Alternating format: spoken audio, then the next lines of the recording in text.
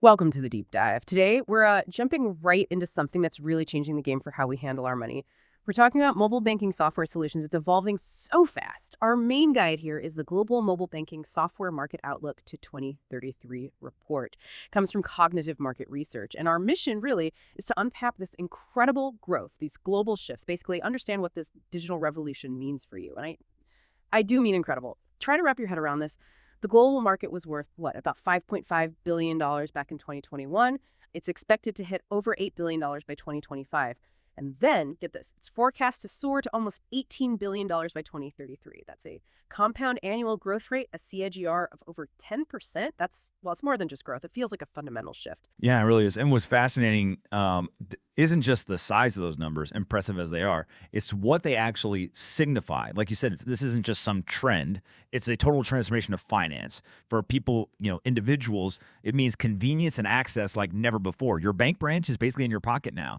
And for the economy, it signals a much more agile digital financial world. Old barriers, they're just dissolving. It's like a global reset on how we access and manage money. Okay, let's dig into that a bit more because, yeah, the global figures are big, but this is where it gets really interesting looking at the regions, how this whole digital thing is playing out differently across the globe. The pace, the scale, it varies a lot.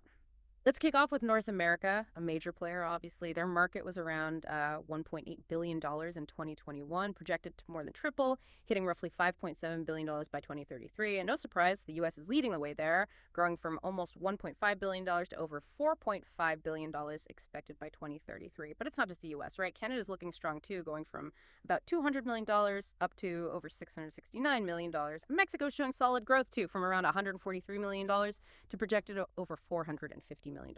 hmm And if you connect that to the bigger picture, North America's growth is really about digging deeper into digital habits people already have. Hmm. In places like the US and Canada, these are mature markets, right?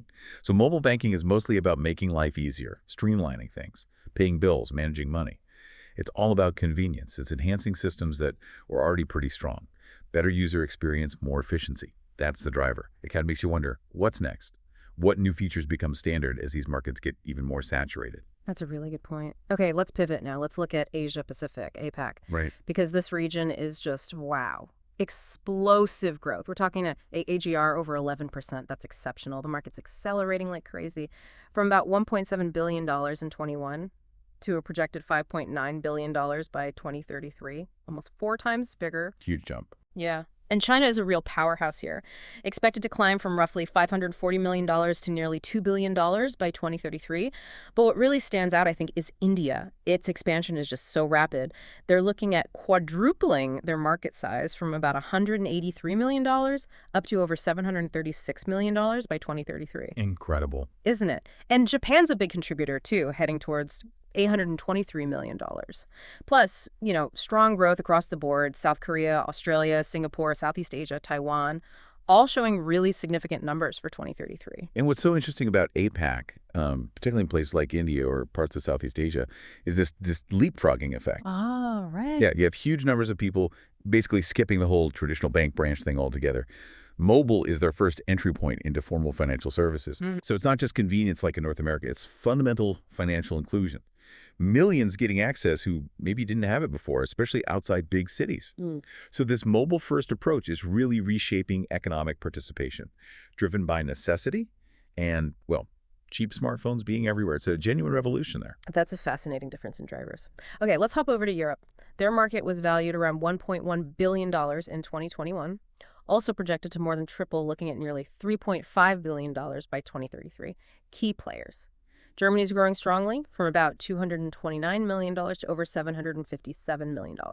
The UK going from around $160 million up to over $512 million. And France has good momentum too, projected to hit over $422 million. But beyond those big three, you see broad adoption, right? Italy, Spain, Sweden. They're all expected to clear $200 million each. Plus Russia, Denmark, Switzerland, Luxembourg, all adding to that European growth story. Right, and the question this raises for Europe is, Yeah. what does this really tell us about their digital shift? Because unlike some of the emerging markets we just talked about, Mhm. Europe already has very established financial systems. So the boom in mobile banking here, it sort of points to digital services becoming more deeply woven into everyday life. It's likely driven by things like regulatory changes, fostering open banking, plus really intense competition between banks. So maybe it's less about getting basic access for the first time. And more about enhancement. Exactly. Enhancing an already sophisticated system, focusing on security, smooth user experience, wider range of services. That access versus enhancement idea is key. Okay, next stop. South America, also seeing strong growth here, expanding from about $362 million in 2021 to over $1.2 billion projected for 2033. Brazil's the clear leader, expected to hit over $464 million by then, followed by Argentina, over $215 million, and Colombia getting close to $168 million. And you've got Peru and Chile also showing increased adoption, both likely topping $90 million. It suggests a pretty wide embrace across the continent. Yeah, and what's interesting in South America, I think, is how mobile banking is helping bridge gaps, geographical gaps, infrastructure gaps. In many areas there, especially outside the big cities, traditional banking can be harder to access, right? Makes sense. So mobile offers this practical, scalable solution.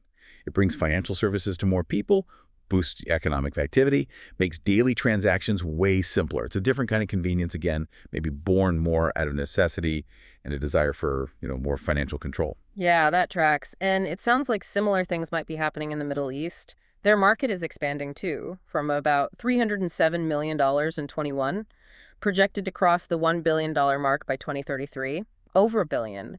Saudi Arabia looks set to lead, heading for over $263 million. Turkey's strong too, around $191 million. The UAE and Egypt also showing significant growth, expected over $160 million and $180 million respectively. And Qatar's adoption is strong as well. The Middle East is quite an intriguing mix, isn't it? You've got mature economies alongside rapidly developing ones. So the growth there seems driven by a combination of factors. High smartphone use for sure, but also big government pushes for digital transformation, often part of these larger economic diversification plans. Right, like building smart cities. Exactly. Creating a digitized economy where mobile finance is just core. And there's often an emphasis on security, innovation, and sometimes specifically Sharia-compliant digital options, reflecting those unique regional needs. Okay, that makes sense. Finally, let's turn to Africa, a region where mobile tech often leads to really innovative uses. The market there is set to grow from around $192 million in 2021 to over $639 million by 2033, still growing significantly. Nigeria, for instance, projected to grow from about $29 million to over $101 million. And South Africa, a regional powerhouse, expanded quite a bit from nearly $65 million up to over $232 million. Shows strong local leadership. Africa is maybe the clearest example we have of mobile banking being a tool for, well, profound social change. In so many countries there, mobile money, which often came before full mobile banking, already changed everything for payments and sending money home. Yeah, M-Pesa and the like. Precisely. So this current growth in mobile banking software, it builds on that foundation. It's offering more complex financial tools to millions who are, again, getting financially included for the very first time.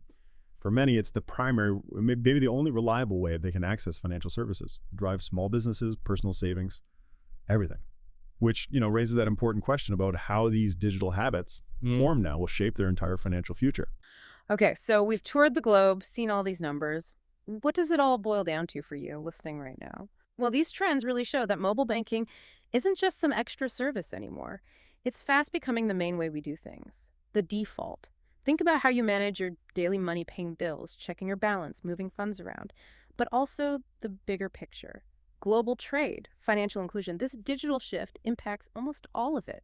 It generally means more choices for you, maybe lower fees eventually, and definitely more control over your finances right there on your phone, wherever you happen to be. We've really tracked an incredible journey here for the mobile banking software market from, $5.5 billion just a few years ago to potentially hitting nearly $18 billion globally by 2033. It's just crystal clear, isn't it? Mobile banking isn't just an option. It's rapidly becoming the main, most accessible way people deal with their money, everywhere. Absolutely. And, this raises a really important question for us all to think about as this continues. As mobile banking gets even more common, totally ubiquitous, How might that fundamentally change our relationship with, say, physical cash? or even traditional banks themselves, what completely new services or maybe even unexpected challenges could pop up when basically every financial interaction happens through that device in our pocket. And maybe bigger picture, how could this widespread mobile financial access reshape global economic development and just individual financial health over the next decade? Lots to watch.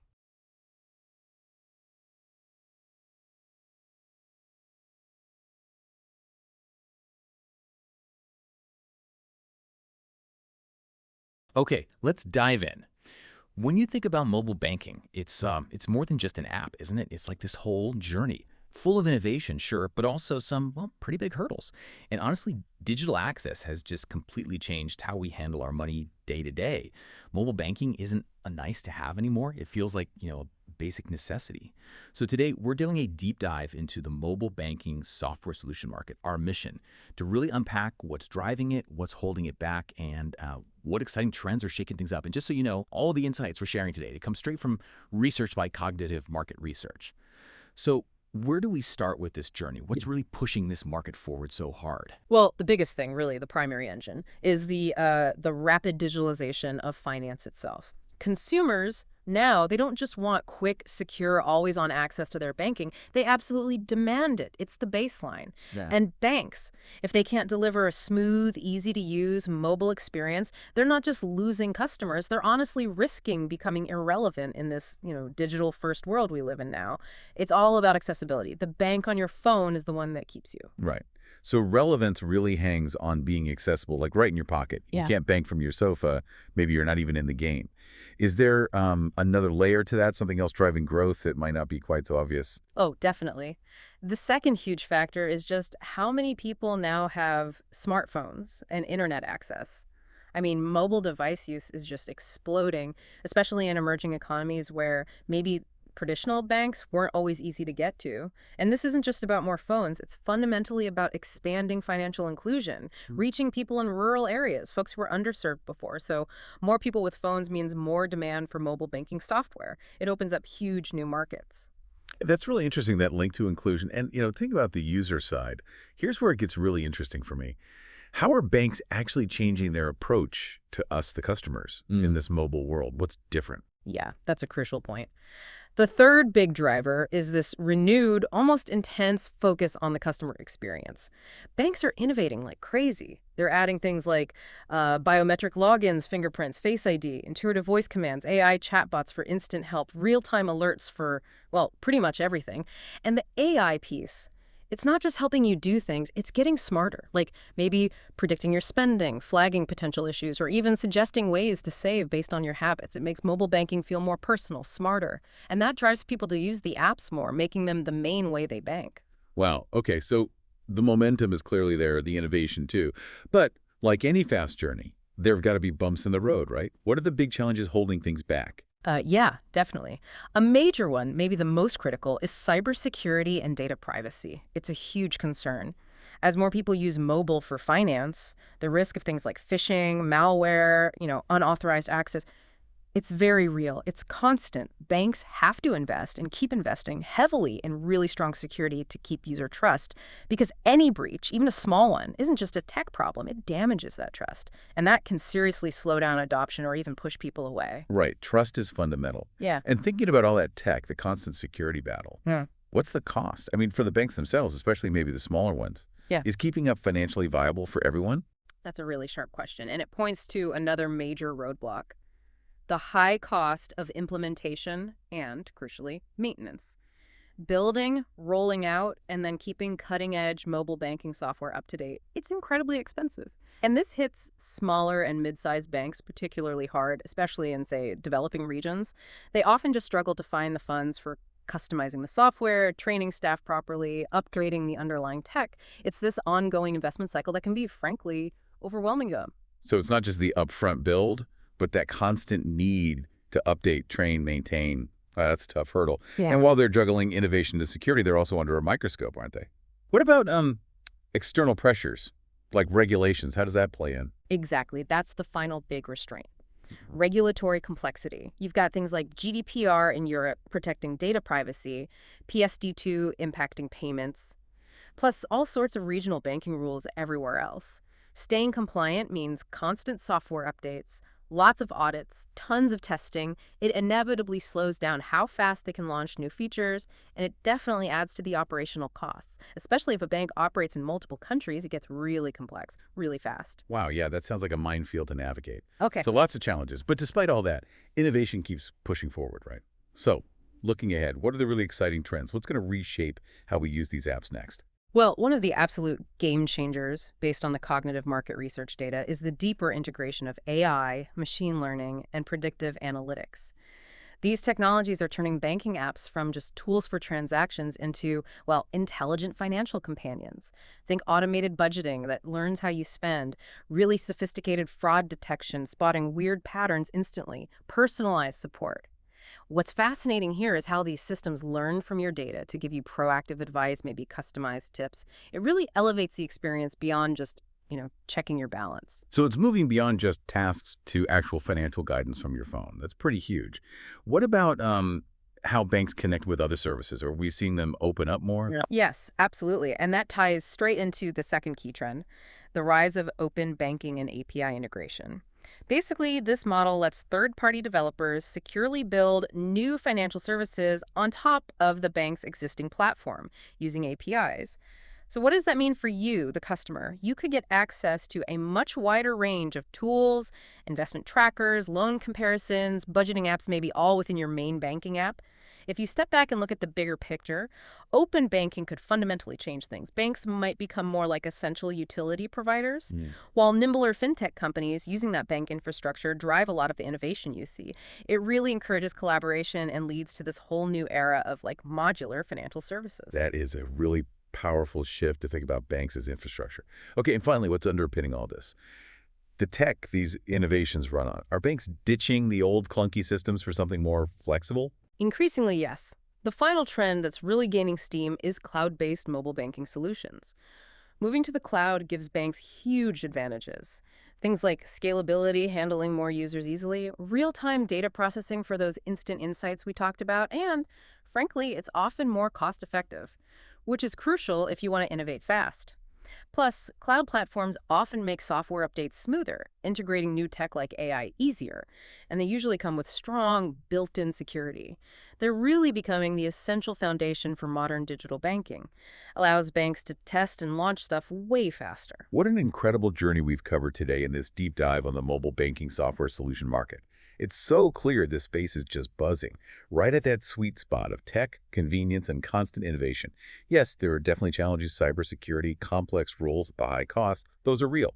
But the overall direction, it's absolutely towards massive growth, driven by digital transformation, smarter AI, open banking collaboration, and that move to the cloud. And just a reminder, all these insights we discussed today are drawn directly from the detailed research by Cognitive Market Research. So as you go about your day, maybe just think for a second. How might your own interactions with money change? Maybe even really soon. Could your phone truly become your one and only bank branch? And how will all this ongoing innovation reshape fundamentally your relationship with your finances? Something to ponder.